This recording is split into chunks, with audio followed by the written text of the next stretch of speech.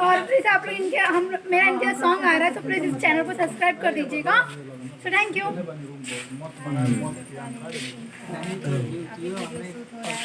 Hello दोस्तों, इनकी आवाज़ काफ़ी कम है, सो प्लीज़ मैं आ गया हूँ आप सभी के बीच। और ये है हमारे भाई मनीष मिक्सर, जो कि बहुत ही अच्छे डांसर और सिंगर का तो जवाब ही नहीं। गले में इनकी सरस्वती माँ का बास बहुत ही बढ़िया है। और क्या गाते हैं तो सुनो की सरताज जो कि मुंह से बाहर निकलती इनके। और लाजवाब वॉइस के साथ लाजवाब डांस देखने को मिलेगा, जल्द से जल्द आप सभी के बीच में आएगा।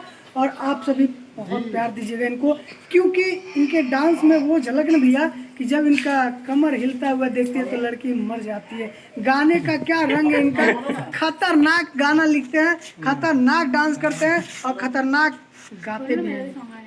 जल्दी हाँ, मेरा भी सॉन्ग आ रहा है इनके साथ, तो प्लीज गाइस लाइक करनिएगा, ठीक है। हाँ, ये है अंजलि, इनका भी सॉन्ग इनके साथ आ रहा है जल्दी, बहुत बढ़िया। गेहूं काटे गैलू की बाटे गैलू 2।